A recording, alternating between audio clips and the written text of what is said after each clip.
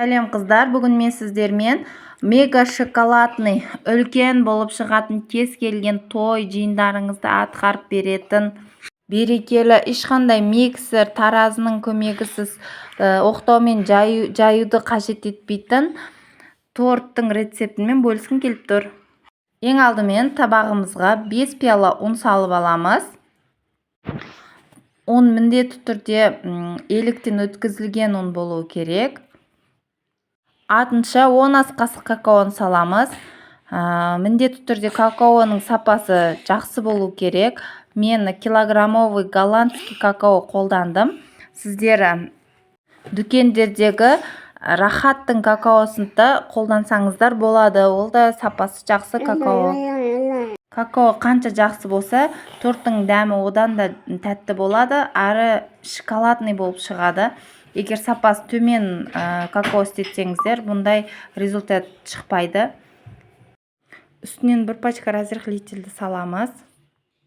Тағы да үстінен 1 шай қасық ас содасын салып, бәрі біркелкі болғанша араластырып аламыз. Сосын үстінен 3 пиала қант саламыз. Не үшін бұл заттар көп салынып жатыр десеңіздер, бұл өте үлкен көлемді торт болып шығады. Қантты салып болғаннан кейін жақсылап араластырып, массамызды бір шетке алып қоямыз. Басқа ыдысымызге 5 жұмыртқаны шағып аламыз.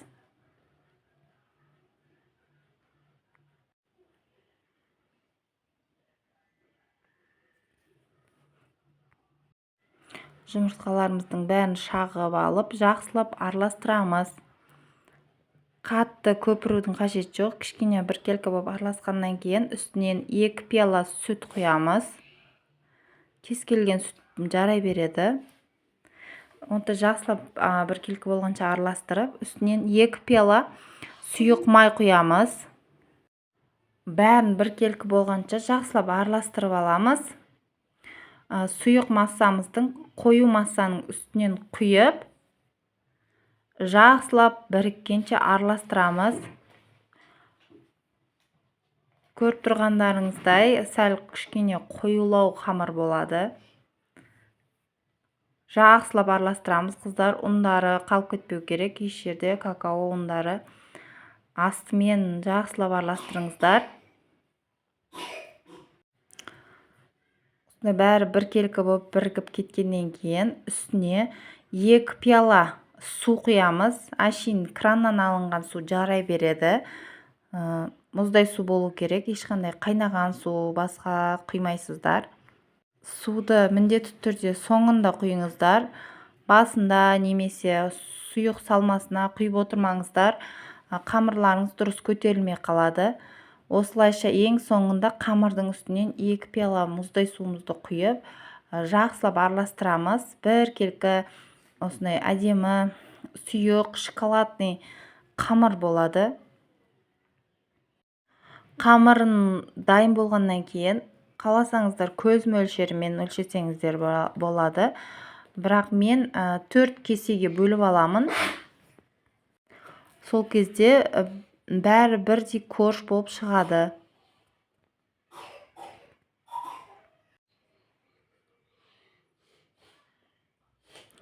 Осылайша көріп тұрғандарыңыздай 4 кесеге бірдей етіп құйып аламын.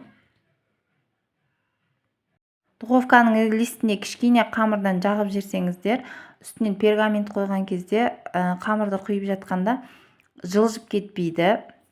Осылайша бәр жеріне бірдей етіп жағып шығамыз. Қамырды бір жері көп, бір жері аз болып қалмау керек. Қамырымызды 180 градуске 15-20 минуттерге духовкаға жібереміз. Духовка алдын ала қызып тұрған болу керек.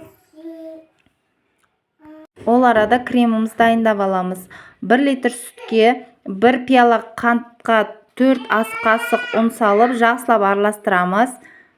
Сүтті жақсылап араластырып отырып, ұнды массамызды салып, крем қоюланғанша жақсылап араластырып отырамыз. Көріп тұрғандарыңыздай осындай сұйықтау масса болып шығады креміміз. Суытуға алып қоямыз. Осындай 4 кож болып шығады. Кождарды міндетті түрде жақсылап суытып, кейін барып қағаз пергаменттен көшіріп аласыздар. Әйтпесе дұрыс көшпейді. Осындай әдемі шоколадный кождар шығады, үлкен-үлкен болып ісіп.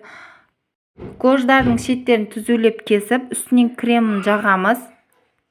4 кождың да үстінен кремін жағып, бір-бірінің үстіне қойып, үстінен пакет жауып, 1 сағат немесе 2 сағатқа тоңазытқышқа алып қоямыз.